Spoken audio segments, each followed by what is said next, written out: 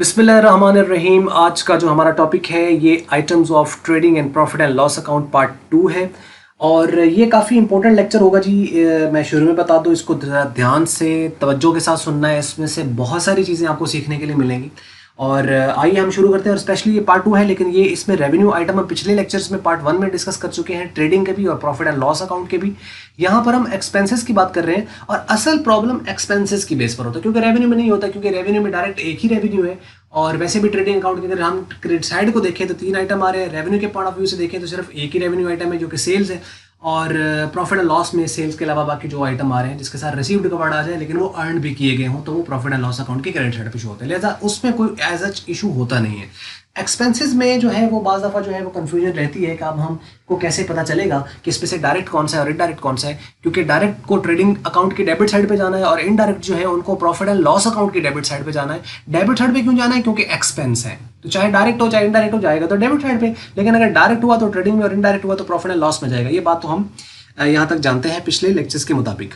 अच्छा, अब इसमें कैसे पता चलता है? डायरेक्ट जिसका ताल्लुक प्रोडक्शन या परचेज के साथ हो, वो एक्सपेंस जिसका ताल्लुक प्रोडक्शन या परचेज के साथ हो वो डायरेक्ट होते हैं, या हम उसको ये कह सकते हैं कि ऐसे एक्सपेंसेस जो नॉन रिकरिंग हो और गुड्स के साथ अटैच्ड हो वो आपके कौन से कहलाएंगे? डायरेक्ट एक्सपेंसेस कहलाएंगे और ट्रेडिंग की डेबिट साइड पर जाएंगे। इसके ऊपर डिटेल के ऊपर वीडियो हमने पिछले लेक्चर्स में हमने इसमें अपडेट की हुई है जिसमें आपको ये डिटेल में समझाया गया है। अगर आपने वो वीडियो नहीं देखी तो उसको आप देखें, इसी प्लेलिस्ट में आपको मिल जाएगी।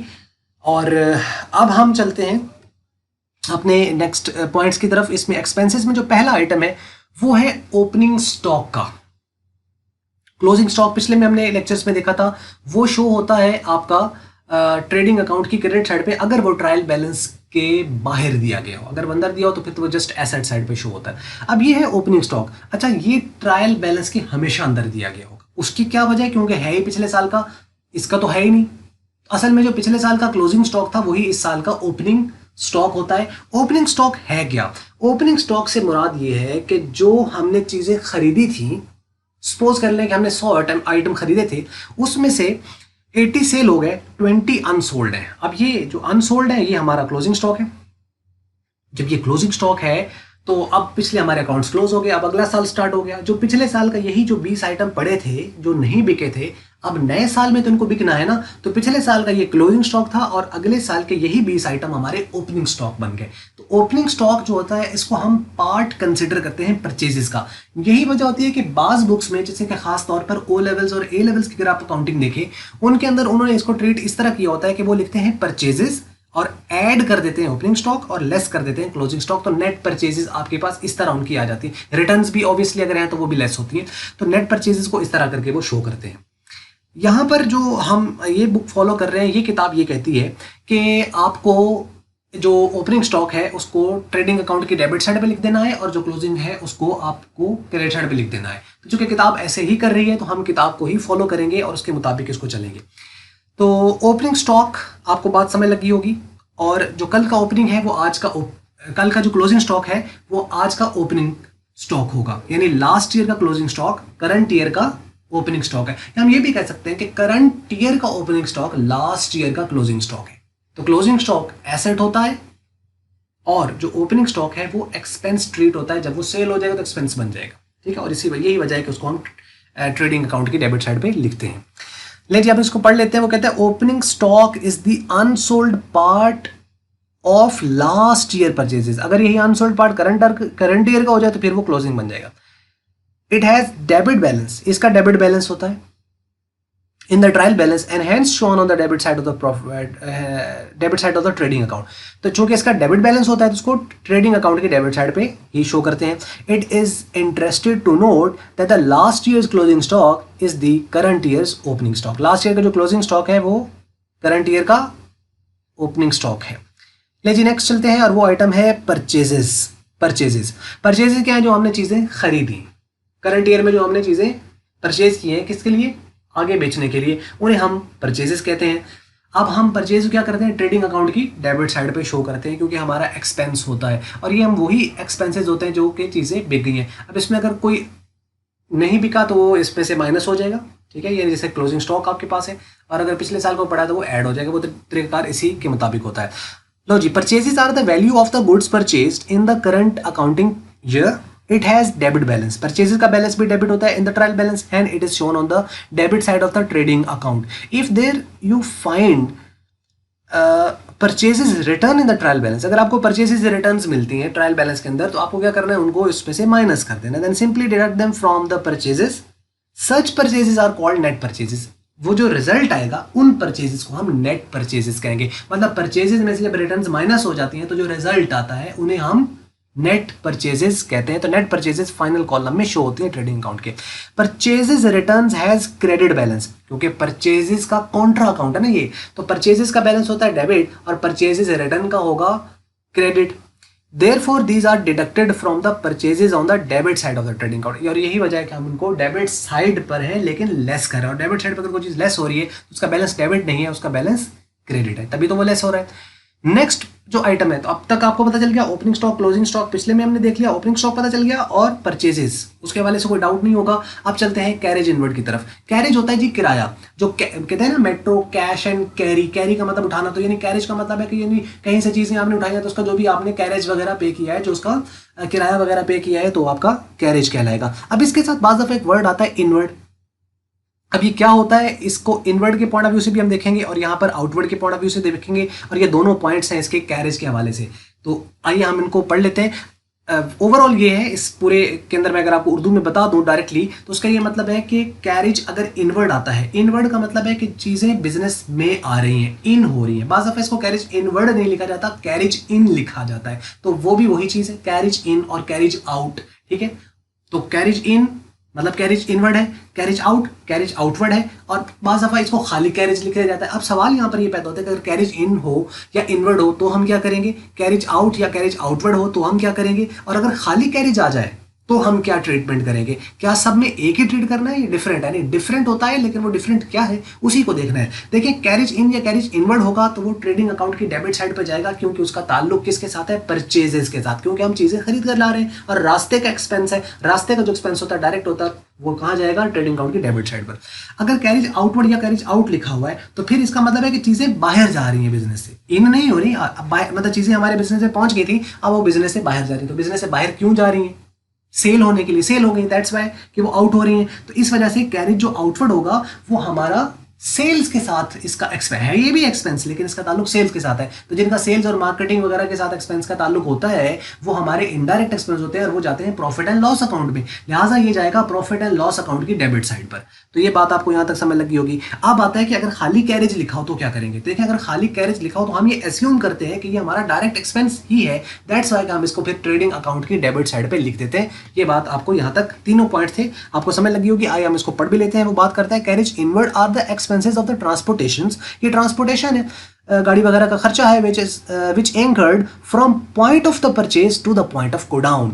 गोडाउन का मतलब है कि यानी जो आपका गोदाम वगैरह है, तो यानी जहां से आपने चीज खरीदी और वो आपके गोदाम तक आई, जहां चीजें आपने स्टोर करने, यानी स्टोर हाउस या वेयर हाउस वगैरह जो आपके पास है, वो वहां पर चीजें जब तक पहुंचती रही है उसमें जितना भी एक्सपेंस होगा वो सारे का सारा डायरेक्ट होता है। तो ये भी रास्ते का है, तो ये भी डायरेक्ट है, तो मतलब ट्रेडिंग की डेबिट साइड पे जाएगा। These are written on the debit side of the trading account as these are direct expenses। Please note, if you are given carriage outward, then these are indirect expenses because they are connected with the sales, hence written on the debit side of profit and loss account। Sometime only the carriage is written, only carriage is written। In this case you would consider them as a direct expense and will be written on the debit side of the trading account। Clear? ले जी, next चलते हैं। ये था carriage के वाले से, और आपको कैरेज में क्या याद रखना है, carriage in carriage out and carriage, और ये पॉइंट आपको क्लियर हो जाना चाहिए। अब तक क्या हो गया, ओपनिंग स्टॉक, परचेजेस और कैरेज, इसको हम डिस्कस कर चुके हैं। चलते हैं जी नेक्स्ट की तरफ, वो है जी फ्रेट। अब ये फ्रेट है, ये क्या, ये भी किराया है। इसमें और उसमें फर्क बस इतना से होता है, यानी वो बाय रोड आ रही होती है, ये बाय एयर या शिप के जरिए से जो सामान आता है उसको हम नॉर्मली फ्रेट कहते हैं। तो आइए इसको हम देख लेते हैं। इसके साथ बिल्कुल पॉइंट उसी तरह, यानी फ्रेट इन या फ्रेट इनवर्ड, फ्रेट आउट या फ्रेट आउटवर्ड, और खाली फ्रेट, सेम ट्रीटमेंट है जैसे हमने वहां पर किया, लेकिन हम इसको देखते हैं, पढ़ लेते हैं। बात करते हैं कि freight inward are the charges paid on bringing purchased goods not asset from abroad through steamer, rail or air are known as, यानी रेल गाड़ी से भी अगर आ रहा है तो उसको भी हम फ्रेट ही कहते हैं, और known as a freight inward। ठीक है, इनको फ्रेट इनवर्ड कहते हैं. Being a direct expense it is a debited to the trading account. If you find freight outward then put it on the debit side of the profit and loss account being a indirect expense. When only freight is written then it will be written on the debit side of the trading account. खाली trade अगर freight आ जाए तो trading account की debit side, अगर इन आ जाए तब भी डेबिट साइड, लेकिन अगर आउटवर्ड आ जाए या फ्रेट आउट आ जाए तो फिर उसे प्रॉफिट एंड लॉस की डेबिट साइड पे हम लिखेंगे. लें जी, उसके बाद आ जाते हैं ऑक्ट्रॉय ड्यूटी. ऑक्ट्रॉय क्या है? ड्यूटी होता है tax. It is a sort of a tax जो कि म्यूनिसिपल कॉर्पोरेशन या म्यूनिसिपल जो कमेटी वाले होते हैं वो चार्ज करते हैं. अब ये क्या होता है? ये इनका एक खास एरिया होता है. जैसे ही कोई भारी भरकम चीज़ जो है, यानी अगर आप मोटरसाइकिल में जा रहे हो तो कोई पर्ची पुर्ची कोई नहीं, ठीक है, नॉर्मल. लेकिन अगर आप उसमें ये है कि इनका बाज़ा वही होता है, मोटर बाइक वालों से भी ले सकते हैं इन होने के ऊपर. लेकिन ये है कि इनका जो भी सारा सामान जा रहा है ना, तो ये उसको कहते हैं जी भाई इसके ऊपर कॉस्ट आती है, क्योंकि डेप्रिशिएट होती है. जो आप रोड बना हुआ उसके ऊपर खर्चा आता है, मेंटेनेंस कॉस्ट आती है. तो ये फिर कॉस्ट कहाँ से लेनी है? इन्हीं पब्लिक ट्रांसपोर्टेशन वगैरह, ये जो ट्रांसपोर्ट्स वगैरह होती है इनसे इन्होंने लेने होते हैं. तो जैसे ही उनके इलाके में एंटर होंगे तो वो उन्होंने पर्ची वगैरह रखी होती है, 20 रुपये, 30 रुपये, या 40 या 50 रुपये, इस तरह करके ये 100 रुपये वजन के हिसाब से, ये वॉल्यूम के एतबार से ये उससे पैसे चार्ज कर लेते हैं, तब उनको इन होने देते हैं. वरना कहता है पहले भाई यहाँ से वापस जाओ. ठीक है, तो ये एक खास एरिया के अंदर जैसे ही वो इन होंगे तो वहाँ वो उसकी पर्ची के चार्जेस हैं, उन्हें हम कहते हैं ऑक्ट्रॉय ड्यूटी. तो ये एक टैक्स होता है एक तरह का. तो जैसे अगर आप इसकी मिसाल यूँ समझ, जैसे आप रिंग रोड पर जाते हो तो रिंग रोड के ऊपर भी उन्होंने वो गाड़ी वालों से कुछ पैसे ले लेते हैं, तो उसके वो चार्जेस हैं. एक तरह का टैक्स ही है, कलेक्शन है उसकी मेंटेनेंस वगैरह के लिए. और या खास आप जैसे कि किसी खास इलाके से अगर कोई बंदा डीएचए में इन हो रहा है तो उसमें वो अगर गाड़ी वगैरह सामान है तो पहली बात इन नहीं होने देंगे, अगर है तो फिर वो उसके कुछ चार्जेस ले लेंगे. इस तरह करके है. So, octroi duty is the duty imposed by the municipal corporation or the municipal committee when the goods purchased entered its territory. जैसे उनके इलाके, टेरिटरी मतलब जैसे उनके इलाके में जो है वो एंटर होते हैं तो उसके कुछ चार्जेस ले लेते हैं. It is debited to the trading account being a direct expense. इसके और कोई पॉइंट नहीं है, सिंपल ये जो कि रास्ते का एक्सपेंस है, तो दैट्स वाई कि ये हमारा क्या हो जाएगा? Trading account. हाँ, अनलेस के अगर आप सेल कर रहे थे, चीज़ों को आप सप्लाई कर रहे थे और डिलीवरी के ऊपर अगर आपको पड़े तो फिर वो सेल्स के होंगे, लेकिन उसके साथ वो स्पेशली मेंशन करेगा कि ऑक्ट्रॉय ड्यूटी है, लेकिन on the basis of sale, यानी वाइल सेलिंग द गुड्स आपने पे किया तो सेलिंग के साथ होगा तो फिर हो. लेकिन नॉर्मली ऑक्ट्रॉय ड्यूटी हम ट्रेडिंग अकाउंट की डेबिट साइड पर लेके जाते हैं. सिमिलरली इसी तरह के कुछ और भी हैं जो कि ये पॉइंट बना हुआ है कि सिमिलरली क्लियरिंग चार्जेस का नाम आ जाए, ट्रांसपोर्टेशन इनवर्ड आ जाए, डॉक चार्जेस आ जाए, कोल, कोक, फ्यूल कैसे ये पहले इस्तेमाल होते थे, अब तो इलेक्ट्रिसिटी वगैरह इनकी जगह इनको रिप्लेस कर दिया. तो ऑयल, मोटिव पावर का मतलब होता है, यानी मोटिव का मतलब होता है मोटिवेटर होता है ना, मोटिवेशन, मोटिव. तो मोटिव का मतलब चलाना, यानी जो पावर है, यानी मशीन को चलाने के लिए कोई भी हम पावर इस्तेमाल कर रहे हैं, इलेक्ट्रिसिटी भी हो सकती है. Etceteras are debited to the trading account being a director. ये सारे के सारे कहाँ जाएंगे? ट्रेडिंग अकाउंट की डेबिट साइड पर जाएंगे, क्योंकि इनका काम या ताल्लुक जो है वो या तो डायरेक्टली प्रोडक्शन के साथ है या परचेज के साथ इनका ताल्लुक होता है. तो दैट्स वाई. और ये नॉन रिकरिंग है. वंस एक बार जो चीज़ पर्टिकुलर एक चीज़ प्रोसेस हो जाएगी तो उनके साथ एक बार आएंगे. ठीक है, तो ये डायरेक्ट है क्योंकि इनका ताल्लुक परचेज या प्रोडक्शन के साथ है. दैट्स वाई कि इनको हम कहाँ शो करेंगे? ट्रेडिंग अकाउंट की डेबिट साइड पर. तो यहाँ तक बात समझ लगी होगी. उसके बाद इसमें 9 पॉइंट्स हैं और अब हम चलते हैं अपने नेक्स्ट पॉइंट की तरफ और वो है वेजेस. लें जी, इसमें बहुत इंपॉर्टेंट पॉइंट है वेजेस के अंदर, इसको भी आप थोड़ा सा देख लीजिए. वेजेस क्या होती हैं कि जो मजदूरों को आमतौर पर जो लेबर होती है, जिनका काम होता है कि फैक्ट्री के अंदर वो काम शाम कर रहे हैं, आम, ठीक है, वर्कर्स वगैरह, या और जिनकी डेली बेस पर होती है या वीकली बेस पर होती है, मंथली बेस पर भी हो सकती है. लेकिन ये होता है कि ये बहुत उनको यानी जो जितना काम कर रहे हैं डे बाय डे इनकी मजदूरी है. तो मजदूरी है जो इनके हम वेजेस कहते हैं, वेज कहा जाता है. लेबर की असल में ये होती है, चाहे वो फैक्ट्री में काम कर रहे हैं या वैसे वो फैक्ट्री से बाहर काम कर रहे हैं लेकिन डेली बेस पर काम कर रहे हैं, उनको वेजेस कहते हैं. सैलरी ज़रा इसकी उल्ट होती है, वो ज़रा बाकी जो लोग होते हैं ऑफिस के अंदर काम करने वाले जो लोग होते हैं उनकी जो होती है वो सैलरी होती है. तो अब इसमें काफ़ी सारे पॉइंट्स हैं, इनको साथ साथ मैं आपको समझाता चला जाता हूँ जैसे हम पढ़ते चले जाते हैं. आइए अब देखते हैं. सबसे पहले बात कर रहे हैं wages are the remunerations paid to the workers who are engaged in the production activities are doing the loading और अनलोडिंग टास्क. मतलब क्या है कि ये क्या है? ये रेम्यूनरेशंस है. Remunerations mean the reward. If you are doing something you must have to get something. अगर आप किसी को काम करेंगे उसके बदले में आप कोई ना कोई रिवॉर्ड तो लेंगे, पैसा या कोई भी चीज़ है, चाहे बार्टर सिस्टम ही क्यों ना हो, कोई ना कोई रिवॉर्ड तो होगा ना इसके अंदर. तो क्या है कि इसमें वर्कर्स वगैरह को जो उसका रेम्यूनरेशन मिलेगा उसकी सर्विसेज के अगेंस्ट, तो उसको चाहे वो प्रोडक्शन एक्टिविटीज़ के साथ एंगेज हो, चाहे वो लोड कर रहा हो किसी चीज़ को, चाहे वो सामान उतार रहा है, सामान लाद रहा है, तो लोडिंग अनलोडिंग वगैरह, तो उसके तहत उसको वेजेस मिलती हैं। These are treated as direct expense and hence return on the debit side of the trading account. इनको डायरेक्ट एक्सपेंस कहते हैं और इनको ट्रेडिंग अकाउंट की डेबिट साइड पे लिखते हैं। On the other hand salaries are the remuneration paid to the employees who are not engage in the production or loading और अनलोडिंग एक्टिविटीज। सैलरीज क्या है? ये जो ऑफिस वगैरह के अंदर जो लोग काम कर रहे होते हैं उनको मंथली बेसिस पर उनका ये भी रिवॉर्ड है, ये भी रेम्यूनरेशन है, तो लेकिन ये वर्कर्स नहीं होते। तो salaries are indirect expense hence recorded on the debit side of the profit and loss. अगर सैलरीज हो तो प्रॉफिट एंड लॉस अकाउंट की डेबिट साइड पे जाएगी, वेजेस हो तो ट्रेडिंग अकाउंट की डेबिट साइड पे जाएगी, क्योंकि दोनों के दोनों एक्सपेंस है। वेजेस आया तो ट्रेडिंग की डेबिट साइड, सैलरीज आया तो प्रॉफिट एंड लॉस की डेबिट साइड। अच्छा, it must be noted hence that the remuneration pay to the employees attach to the factory. अब देखो, फैक्ट्री के साथ आमतौर पर जो खर्चा एक्सपेंस अटैच होता है ना, वो डायरेक्ट कंसिडर होता है। अब फैक्ट्री में तो खाली सारे वर्कर तो काम नहीं कर रहे हैं, फैक्ट्री में तो मैनेजर भी काम कर रहा होगा, फोरमैन काम कर रहा होगा, या उसका स्टोर कीपर वगैरह होगा, वो भी तो काम कर रहे हैं फैक्ट्री के अंदर। तो फिर उनको तो हम वेजेस नहीं दे रहे, उनको तो हम सैलरीज दे रहे हैं। तो अब उन सैलरीज को हम क्या ट्रीट करेंगे? अब यहाँ पे अकाउंटिंग का लॉ क्या कहता है, आइए बात करते हैं। वो कहता है कि remuneration paid to the employees attach to a factory, ये दूसरा पॉइंट है आपका। जैसे कि factory manager, foreman, store keeper etcetera is also known as salaries, उसको भी सैलरी कहते हैं, but it is direct expense hence debited to the trading account. अब ये डायरेक्ट कैसे हो गया? क्योंकि फैक्ट्री के साथ, और फैक्ट्री क्या है? Production. Factory is the area where goods are produced. So factory का काम प्रोडक्शन के साथ है, तो मतलब उसके साथ जो भी एक्सपेंस हो रहे होंगे फैक्ट्री ओवरहेड्स वगैरह की शक्ल में, वो कौन से कंसीडर होंगे? डायरेक्ट कंसीडर होंगे। चाहे ये अगर लिखा हो ना salary to the factory foreman या फैक्ट्री मैनेजर या फैक्ट्री स्टोर कीपर, तो इसका मतलब है कि ये डायरेक्ट कंसीडर होगा, फैक्ट्री का एक्सपेंस है। तो दैट्स वाई इसको हम क्या करेंगे? डेबिट करेंगे ट्रेडिंग अकाउंट की डेबिट साइड पर, चाहे ये सैलरी, तो उसमें सैलरी के साथ कंफ्यूज नहीं होना है। एक बात, ये दो पॉइंट हो गए, यानी खाली वेजेस आया तो ट्रेडिंग की डेबिट साइड, खाली सैलरीज आया तो प्रॉफिट लॉस की डेबिट साइड। और अगर salaries to the attach to the factory से कोई भी है, जैसे मैनेजर या फोरमैन वगैरह, तो वो सैलरीज को नहीं देखा जाएगा, फिर देखा जाएगा कि चूंकि फैक्ट्री के साथ है तो वो जाएगा ट्रेडिंग अकाउंट की डेबिट साइड। उसके अलावा बाज़ दफ़ा इसको मर्ज कर दिया जाता है, यानी इकट्ठा लिख दिया जाता है, यानी कि वेजेस एंड सैलरीज या सैलरीज एंड वेजेस। उसमें अब क्या रूल है? वो कहता है कि some time in the exam the wages and the salaries are given together, एक साथ, as a single item. In this case you have to see order, then write them in the relevant account according to the first item written. यानी आपको order देखना होगा और जो पहला item है उसके मुताबिक उसको ले जाना है। मतलब पहले तो ये पता हो ना कि वेजेस कहाँ जाती हैं? ट्रेडिंग में, और सैलरीज कहाँ जाती हैं? प्रॉफिट एंड लॉस में। अब अगर एक साथ आ गया तो जो पहले लिखा है, अगर ये लिखा हुआ है वेजेस एंड सैलरीज, तो फिर ये ट्रेडिंग में जाएगा। अगर सैलरीज एंड वेजेस है तो फिर ये जाएगा प्रॉफिट एंड लॉस में।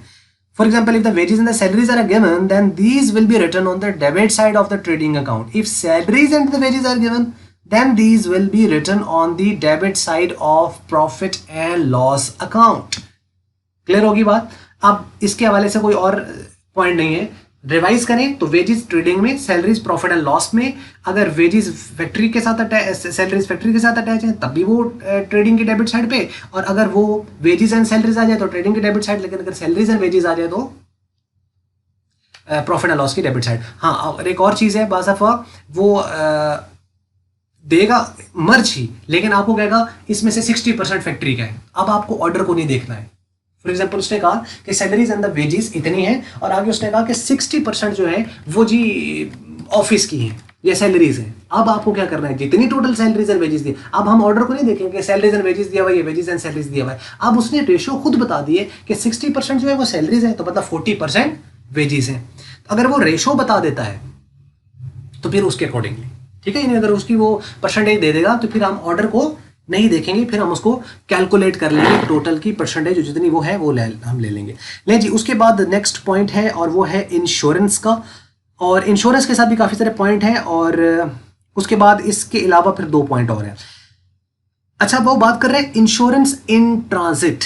इन ट्रांजिट, अगर इंश्योरेंस इन ट्रांजिट का मतलब है रास्ते की इंश्योरेंस, तो इन ट्रांजिट से पता चल रहा है कि इसे कहाँ जाना है? ट्रेडिंग अकाउंट के डेबिट साइड पे। तो insurance in transit is the amount of premium. Premium होता है यानी जो इंश्योरेंस वगैरह को हम वो उसका पे करते हैं एनुअली वगैरह, इसकी जो फी वगैरह इंश्योरेंस की होती है वो हम पे करते हैं। Paid to the insurance company against the purchased goods insured, ये गुड्स के साथ है, मेक श्योर कि ये गुड्स के साथ है। इट इज डायरेक्ट एक्सपेंस क्योंकि गुड्स के साथ है और रास्ते का है, ठीक है। Hence return on the debit side of the trading account, इसको डेबिट साइड पे लिखेंगे ट्रेडिंग अकाउंट की, यानी अगर इंश्योरेंस एंड ट्रांजिट आ जाए तो हम इसको ट्रेडिंग अकाउंट की डेबिट साइड पे लिखेंगे। It should be noted that the premium paid of for insurance of assets, देखो इंश्योरेंस ऑफ गुड्स और इंश्योरेंस ऑफ एसेट्स में बड़ा फर्क है। अब आपके पास बिजनेस में कोई भी आपके पास एसेट अगर पड़ा हुआ है उसकी अगर इंश्योरेंस है, लाइक बिल्डिंग हो गया, प्लांट हो गया, मशीनरी होगी, फर्नीचर हो गया, स्टॉक, इवन स्टॉक तो गुड्स होती हैं, लेकिन ये वो स्टॉक है जो हमारा एसेट है जो बिका नहीं है, तो ये भी हमारा एसेट बन गया ना। तो इसके ऊपर भी जो है जो इंश्योरेंस वगैरह होगी वो नॉर्मल इंश्योरेंस कंसीडर होगी, इन ट्रांजिट है नहीं, तो दैट्स वाई फिर इसे कहाँ जाना चाहिए, प्रॉफिट एंड लॉस अकाउंट की डेबिट साइड पे। तो etcetera against the loss of the fire और एक्सीडेंट वगैरह इसके अगेंस्ट हमने कराई हुई है, तो is debited to the profit and loss account being indirect expense, क्योंकि ये इनडायरेक्ट एक्सपेंस है, इसे हमें प्रॉफिट एंड लॉस अकाउंट की डेबिट साइड पे शो करना है। Further note please